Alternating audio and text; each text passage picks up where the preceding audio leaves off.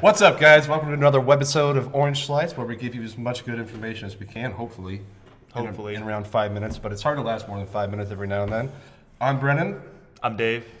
And this is Orange Slice. Let's get into it.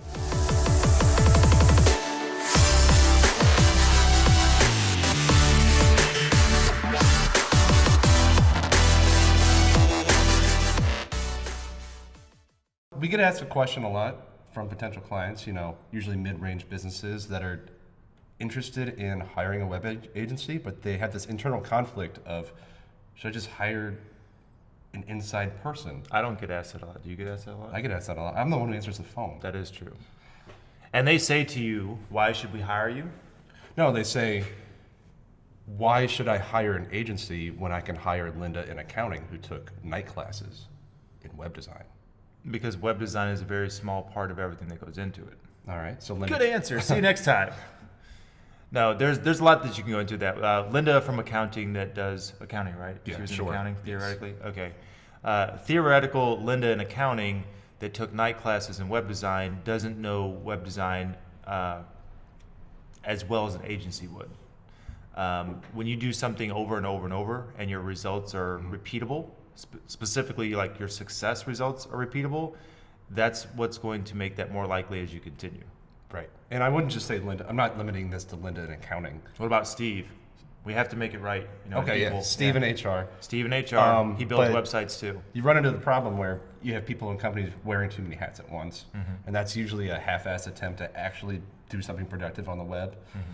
So for businesses that are ready to make the next step and they want to be more competitive, the agency route is often more affordable, I hear, than hiring some team or individual with experience. Well, there's two ways to look at that. So one, you have, Linda and Steve have their own base wage, and now they're doing outside of their scope. So you're probably going to piss them off a little bit by having them do something that's not their norm. Maybe they'd like to do it, maybe that's fine. But when you have somebody doing too many things at once, they're going to branch off. They're not going to be really successful or have all their time spent in the best place on either or.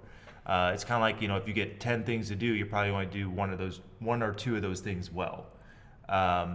So like here, we have it all split up. This person does this person does this person does this, and that's so they can focus on their individual talents. You're not doing web design and content and development and strategic planning and this and that because you wouldn't be able to do all of those to their maximum potential. Sure, I'm not. Right. Well, yeah, you can do it sometimes. But, I think the biggest reason, you talked about saving costs. We'll stay on topic. Saving costs is not always necessarily the outright cost of saving the money because now I have one person doing two things. It's more about, am I using the money that I'm spending effectively? So let's say that it takes X amount of hours, Steve gets paid X amount of hours, therefore my website is built for $5,000.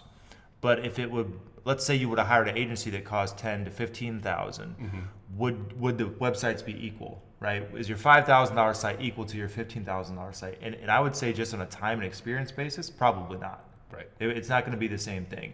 And when we're talking about web design, everybody claims to be a web designer.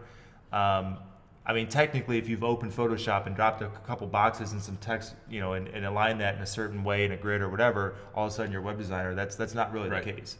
There's so many other things that go into it. Color psychology, layout, above the fold, below the fold. A lot of people kick that term around, but do they actually want to scroll down? Right. I'm at this hero billboard area, and here's this really cool thing. Now what? You mentioned the $15K as an agency thing. I know that you're just ballparking numbers right here. What if it's completely random? What if I owned super duper jet skis in Miami Beach, and I don't have $15,000 to throw an agency to build me a site and post it and market it and do all this stuff? What if I have $5K? Is this in Miami? Yes. I don't think you need to sell them. I think they just buy them. I know, but all my jet ski bros have these really cool sites, and yeah. How do I beat them? Well, find out where your audience is and put your stuff there in front of them. If all your jet ski buddies and whatnot are shopping for new jet skis, are they on Facebook? Are they on Twitter? Are they on LinkedIn? Are they just searching, hey, jet ski specs, and maybe AdWords would be the best choice, and don't buy a full site, just buy a landing page and make sure the rest of your page, or your website is up to date in case they click off of that landing page. Because have you ever been on a site where it's really cool landing page, the rest of the site sucks? Yeah, right. Absolutely. And again, these are the things that I'm talking about that Steve or Linda, Linda was Linda. the other one. All right, Linda Accounting. I keep wanting to say Lydia. But it's a cute name though. it is a good name. And if your name is Lydia, message in the comments. Yeah, you're right. Anyway, so my point is, though, that they're not going to be thinking about it holistically like that. You're looking at one facet of it. So if I'm designing a website, I feel really cool because now I have this responsibility. Maybe you're even slightly good at it. That's fine. But you have to understand that the website is a sales tool. It's not a website. You know, when you go to Nike, it's like, hey, here's all these cool pictures of running. But what they're doing through the perception of the images and the way that the site's laid out, or pick any major brand, you know, they're not just successful just because of their name, but they also make it easy. But they also sell you on it without selling you on it, right? So if this guy looks really into his workout and he's really strong, or you know, this woman's really into her workout and she's dressed a certain way, you're gonna say, hey, that could be me, right? They're selling on it without selling it. So it's not always about just the design and the way the boxes are laid out.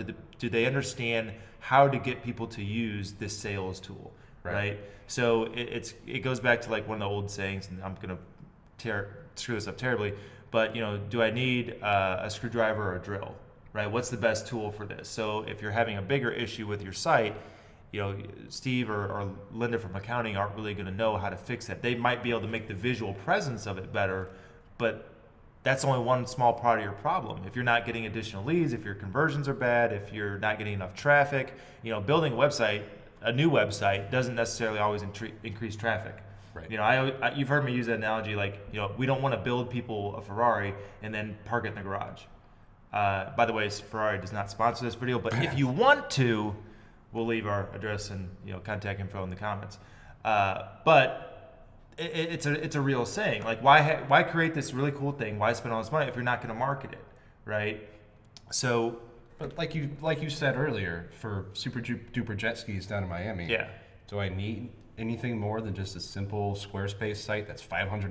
That maybe you don't. I mean, I'm not here to sell you on a web design company. But I think when you're making that decision on do you need an agency or not, you're going to have to look at the qualifications and the people that are involved.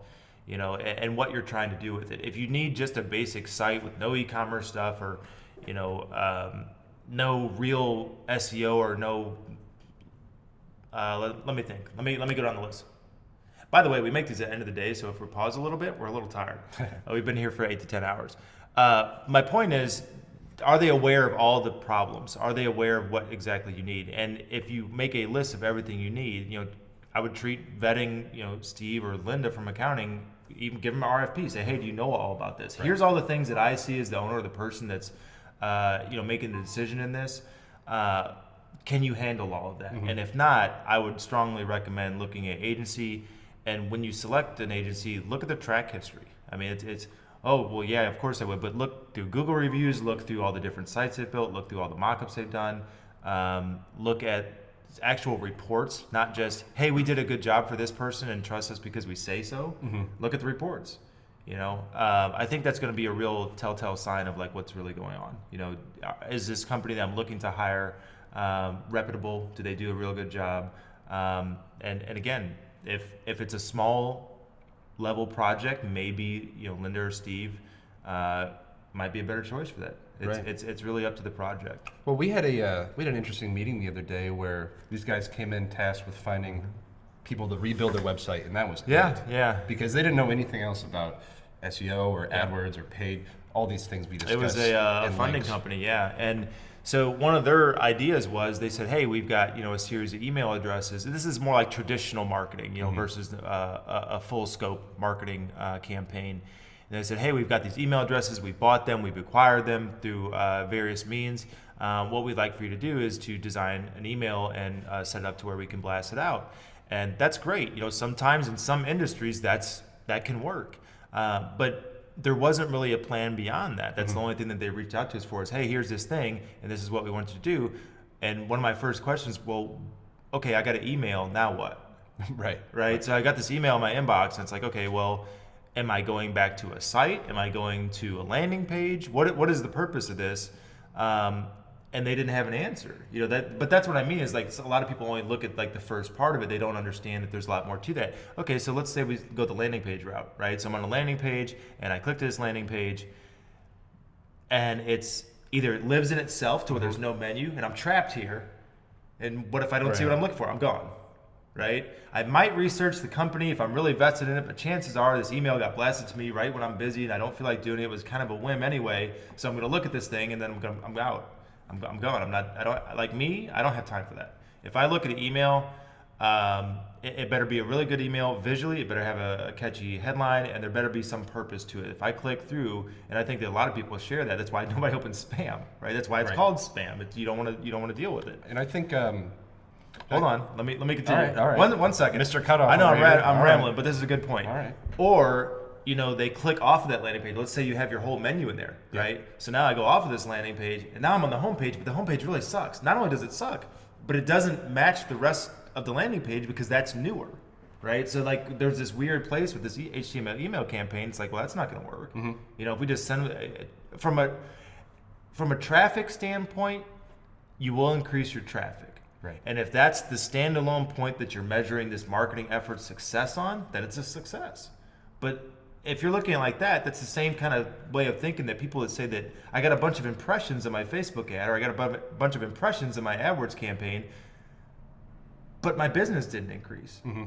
So what was the point? Right. If you're looking for numbers, if you're looking for the numbers just to say, hey, I did this, I mean, that's one way to look at it, but I don't think that's the way to actually be successful. I think that's one reason that, middle-ish, bigger companies that don't want to invest in a full stack marketing team, where they fall short, because you'll have one person who does their website and hosts it and updates products, but they might be single-minded, and that's not their fault. Well, we talked about that too in like a upcoming blog post we have, that's about why do corporations fail at marketing, right? And I think you just hit on one. It's like they're kind of stuck in their ways. Mm-hmm. When they rely on brand recognition alone, but they get stuck in their ways. And I think that, well, actually, that brings up a good thought, right? That was my thought. Is there a thought bubble above us? There is now. Awesome. Okay, cool. So, is that when you deal with Steve or Linda, mm-hmm. one of the problems you're going to have, besides all the ones I already mentioned, are potential problems, to be fair. That's one person. So if I'm really good at HTML, but I'm really bad at PHP, or I'm really good at coding, but I'm really bad at design, or I'm mediocre at both, but I can get the job done, when you're looking at agency, there's going to be individual people that are skilled at every single part of it. We talked about like what you don't do, but what you do, mm-hmm. hopefully that doesn't get censored, we'll bleep it out. Toilet humor is always a good call, I think. We'll just flush it out. So anyway, we'll just flush it out. Yeah, so, but what I'm saying is that what you do is what you're the best at, because you're not distracted by all these other things. So now you're putting this incredible task of, these two theoretical people that we've created, and saying that, okay, Steve, okay, Linda, you're responsible for all the coding, marketing knowledge, SEO knowledge, proper on-page SEO structure, mm-hmm. all these different things, the content creation, and your main job at the same time of accounting. So if you screw up the accounting, well, the company won't need a website for long. Yeah. And they might just end up doing the bare minimum because they don't know any better. Well, it goes the same to if you're internal or external. Yeah. If you say, hey, my friend did this, I think when you get into my friend does web design, all of a sudden they owe you something, right? Mm-hmm. Because I know so-and-so, I can do a lackluster job, or I'll do a pretty good job, but not fully what I'm capable of. With the agency, there is no loyalty. I mean, you're paying them to do this thing, and their reputation is on the line.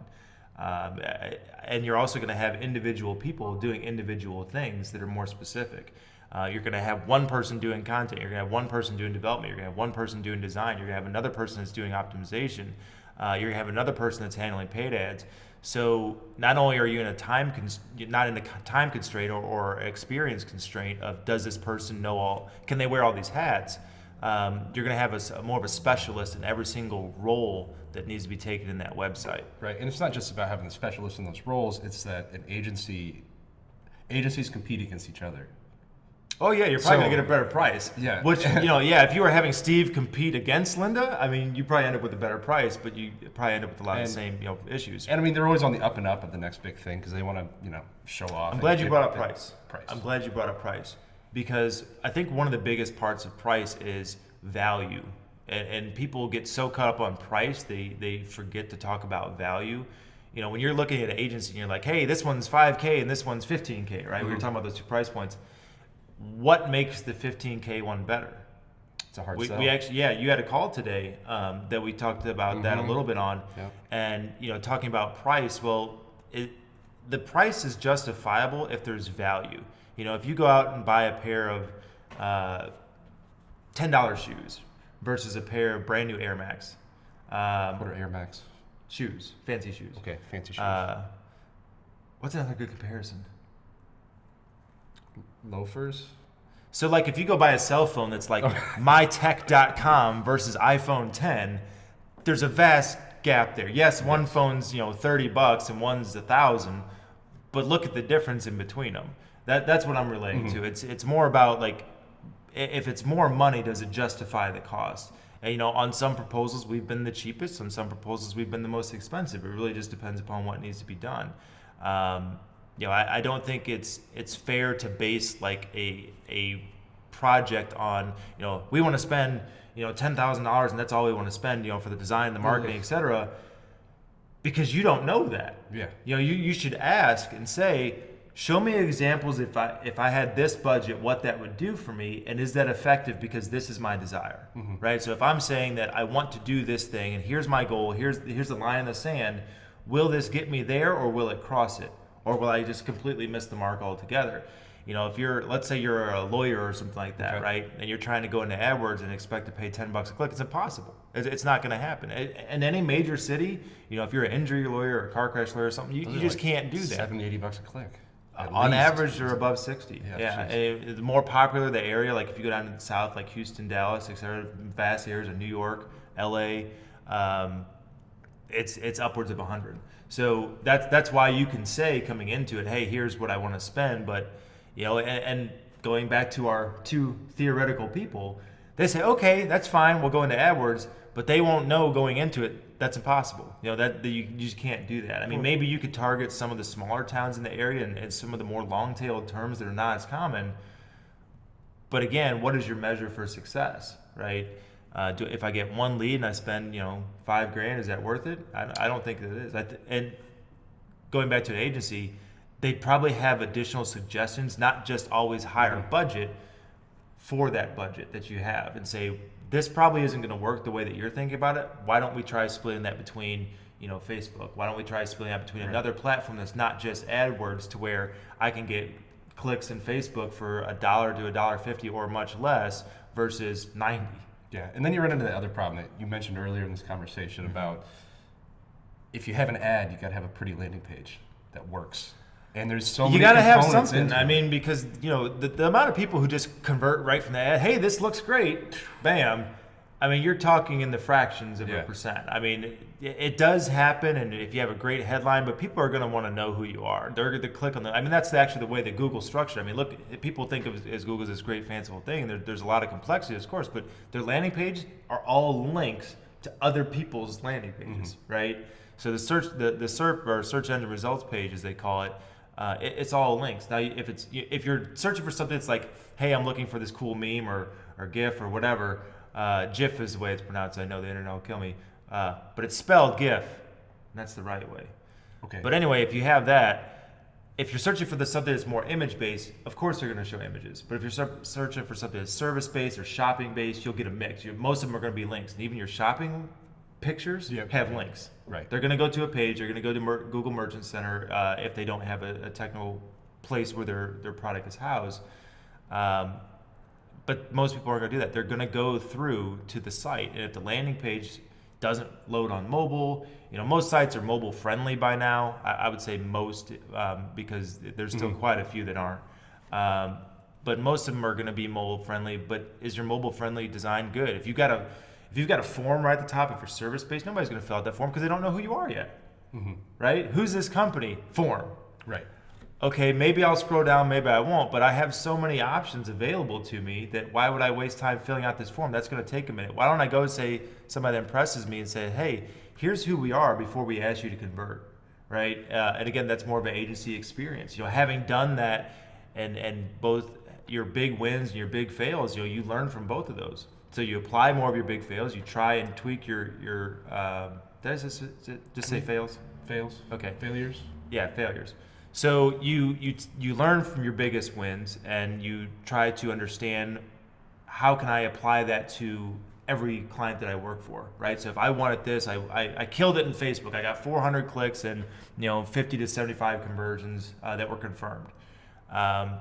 Or your fails. You had one that was, we spent $500 or we spent $1,000 and we only had a lot of clicks but no conversions. What was different between those two? Mm-hmm. And when you get into Steve and Linda, they're not going to have enough experience to know that. You're going to end up with more fails because they don't understand either the platform, the thought process.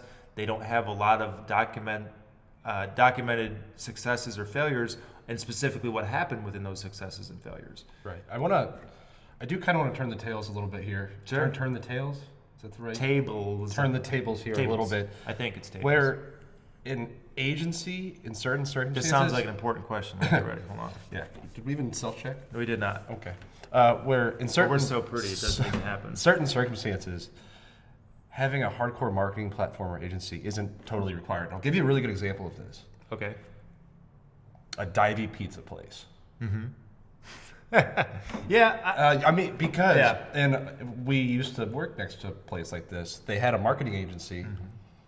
that would post these, crappy Shutterstock photos of their pizza. And everyone who saw them were like, that's not their pizza. That's not your pizza. And then they would get 0 likes and 0 conversions. Right. And then every once in a while, they post a self picture, and that would just blow up because it was natural. The pizza was a bit too perfect. Yes. Yeah. Because we've all been there, and we're like, that's not what that pizza looks like. No, it never looks like that. It's kind of like when you go to any burger joint. It's like, here's this wonderful burger. They actually spray with water. A lot of them, they even have them coated with wax. It's like this burger, and when you get it, it never looks like that. So there's a genuine authenticity to certain marketing things. Mm-hmm. And that's not saying that it's not important to get help to build a website that's effective or set up AdWords or whatnot. But let me ask, do they need a marketing agency? Is that your question? Like that the dive pizza place? No. They probably need a better photographer. Or they just do it themselves. There's certain businesses, vintage clothing stores. Mm-hmm. You don't need a pizza. You need a good camera mm-hmm. and an Instagram account. Pizza, bars, restaurants. Bigger restaurants, mm-hmm. sure. But there are certain companies that don't need it. I would disagree with you on that. And the reason why is your divey pizza place, when you go in there, you're still going to want a menu. And are you going to write it on Post-it notes? Sure. So your agency, I don't think that'd work. Maybe you just have it written on the chalkboard. Yeah, that's the current trendy thing is to have, oh, look, it's chalk. You can erase this. Stand there and everyone reads it at the daily. Same time. Yeah, right. But you're going to want a menu. You're going to want a process. I mean, and going even further, if you're looking for an agency to partner with for multiple things, can they pay at the table? Okay. Did they have a lot of other things going on? If you go there often, how are you rewarded for that? If I buy 10 dive pizzas in a month, right, because I really like this place and it's like down the street or whatever, or I travel, 15 minutes to there, 20 minutes to there, whatever the case may be, how am I rewarded by that? Mm-hmm. An agency could have you set up a point system. They can make things more consistent. They can also do, we talk about photography, right? Yeah.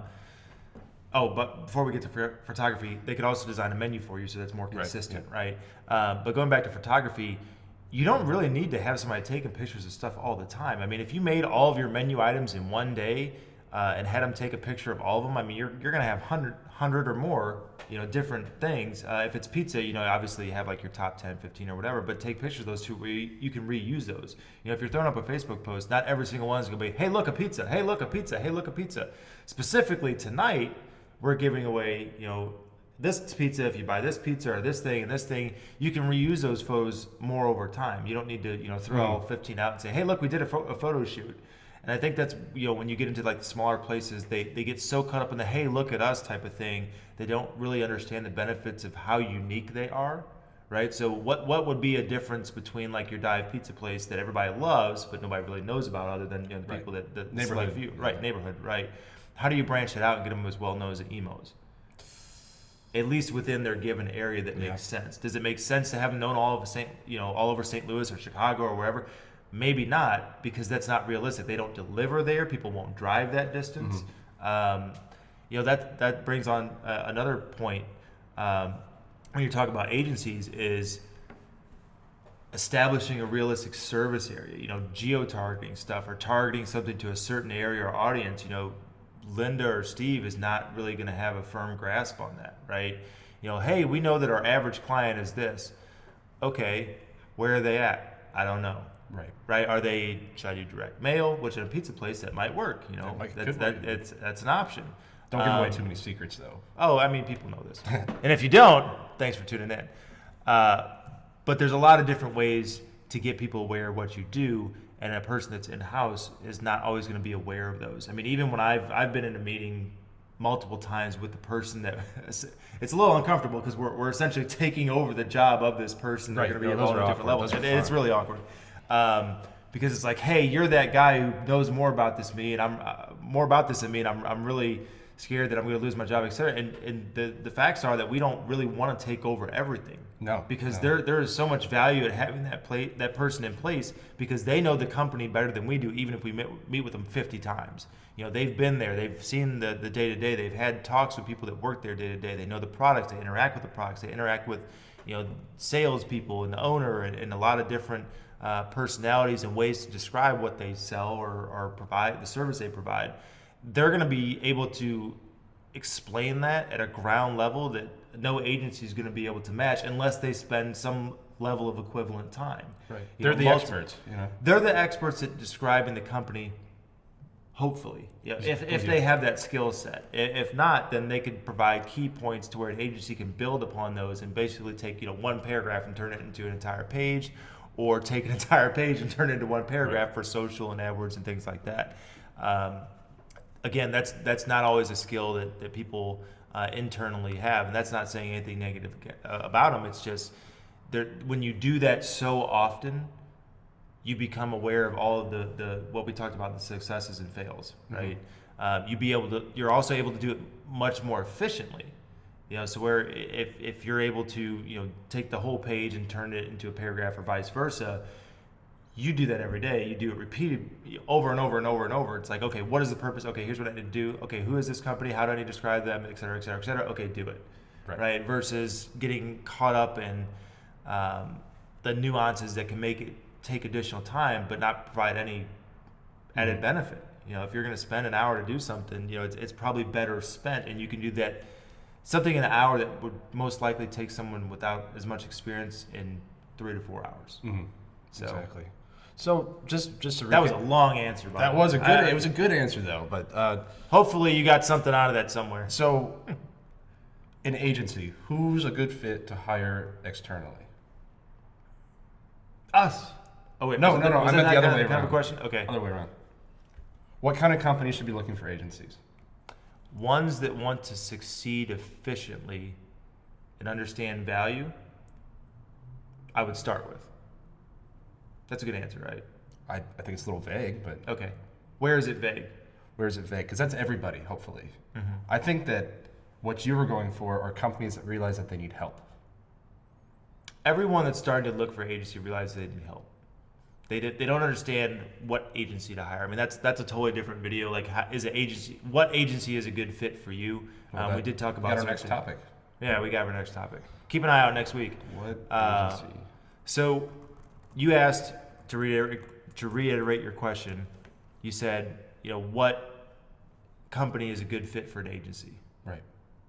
Or the vice versa? No, that's fine. Okay. What company is a good fit for agency?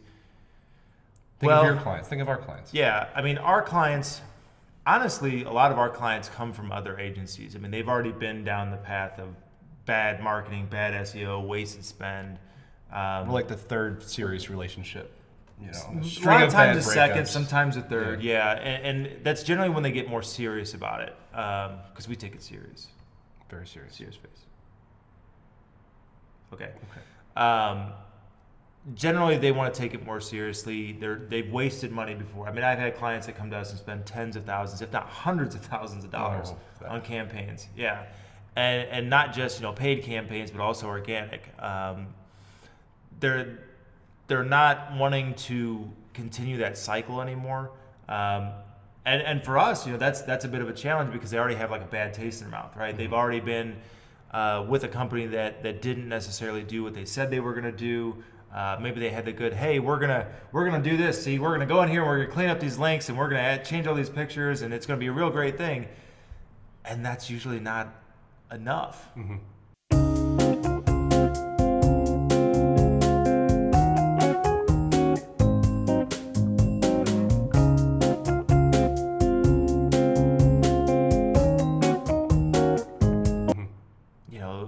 They don't track the rankings, or the rankings they provide don't have the real relevant info. Like we were talking about impressions versus conversions. Like, okay, I can get anybody a certain number of impressions, right? It's not hard to do that. You just blast it out into an audience. It's unknown. Great. It's like streaking through a soccer field. Everyone's going to see it. Somebody saw it, right? But only one of them's going to, hey, what's his photo? But yeah, I mean, that's a big part of it is, are they a good fit? Because are they serious about it? Are they serious about succeeding? Are they really wanting to communicate with a team? Are they wanting to, and we have different clients, are they wanting to communicate with the team, but also can they provide just a little bit of information and sit back and let us run with it? I mean, there's definitely a range between hands-off and there's day-to-day interaction. Yeah, there's absolutely. I mean, we have clients that do both. Some people want updates all the time. Some people, I mean, we're lucky if we hear from them every 3 months, and both of them succeed the same way. I like to think the ones that don't talk to us as much is not because they don't like us. It's more because they're too busy. Yeah. So definitely, there's a lot of different reasons for that. I would think the most important one that I could think of, are they serious? Are they really wanting to take their visibility and their awareness to the next level? That would be my first rule, if such a thing exists. Like, ask yourself, are you serious about doing this? Are you willing to commit the time, the money for it? A quality site build on average is not going to be your 3 to 5K sites. I mean, that if you're talking about a website, going to an agency, we'll do 10 pages for this amount of money, or we'll do 20 pages for this amount of money. What 20 pages? Yeah. If you see something 20 in pages, 3 what boxes, are we? Right, yeah. Well, we have 3 boxes on our site, but they're actually categorized like SEO. They don't price marketing. ranges on them, though. No, they don't, because I don't want to put a price out there and then have somebody disappointed that's not accurate. I could put on there, or I don't want to scare somebody away. Oh, we only start at sites that are 15, 20, 30, 40, 50K. That's fine. But what if yours doesn't need to be that? What if you just need the landing page because the rest of your site looks great, but you just need to focus your efforts? But yeah, being serious about it would be number one. If there was a number two, I would say, are you committed like over a period of time? Because a lot of marketing doesn't happen right away. Even an expert at something is still going to have a couple of dry runs, and not a large scale. Oh, we failed for $5,000. That was our dry run. No. Did we do marketing intelligently to where I did a few small things to see what would work for your particular company, and then I did a big one that worked because I already knew these two failed, right? But being committed to waiting for that process, not expecting immediate results. We talked about that in one of our other videos. Is like, why do what was the top 5 reasons why people give up on SEO? Yeah. Is that they don't see immediate results. Well, chances are you won't unless you're paying for it, and even if you're paying for it, what's the right message? I mean, when we create an AdWords campaign, you're going to have 20 different ads running, if not more. Actual ad text and different variants, because you're going to want to look at what Google displays. What are they? What are they showing the most often? What has the most hits? Because if you have 20 different ads and only 5 of them are great, okay, leave those 5 up, take the rest of them down, revise those 5, look for your perfect version, and then see what happens now. Okay, now I've got 2 killer ones that just dominate out of all the other ones. Google's showing the most. They have the highest click-through rate. They have the highest conversion rate. And I know we're getting a little bit technical, but just so you can understand a normal process for something like this. For super jet skis in Miami. Right. We're still on that. Yeah, super jet skis in Miami. Or jet ski rental. How about that? Jet ski. Well, right. That's another thing we want to look at is keyword list. An agency is going to have more tools at their disposal and have a better working knowledge of those tools to understand what are the most effective keywords. So your jet ski site, we know what keywords are leading there. We have a series of ads that's running to where we know which ads are the most effective, and then we publish those and revise those and tweak those to where you have your absolute best. Organically, we're going to know what keywords to optimize for.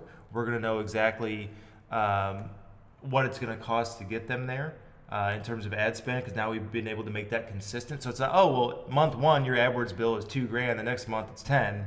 You're right. That's usually not a conversation you want to have with a client. But if you could say, here's what we need to spend based upon all of our historical data then that's something that's going to be more effective in terms of what you're spending. You don't always need to spend more, just spend right. But that would say my number 2 is, you know, are you serious to waiting for that process? Organic's going to take time, more time than paid in most cases, depending upon where you're starting from. But paid's going to take time as well. You know, sometimes it can take a couple of months to get a campaign really streamlined. And getting a site up to where organic is worth your time. Well, right, and and in our campaigns, like just internally here, you know, we don't start SEO until a site's been relaunched. Because I mean, you don't want to have something that's driving around that's not a Ferrari, and it's not going to get any looks. Nobody's going to, you know, convert from it. But that would be my number 2 for sure. Awesome. Well, you like that? Yeah, no, that was a good one. You brought back the Ferrari, you know? Full circle. Full circle. Well, guys, thanks again for listening to Orange Slice. I'd like to give a special thanks to Jeff and Linda, our imaginary accountants, who wear so many hats. Steve and Linda. Steve and Linda's out there. And Lydia, if you were listening, you know, leave a message. Anyway, I'm Brennan. I'm Dave. And we'll catch you guys next time. That was a really bad snap. There we go. By the way, if you're one of the first 1,000 subscribers to the channel, you have a chance to win a Google Home Mini. So get on it already.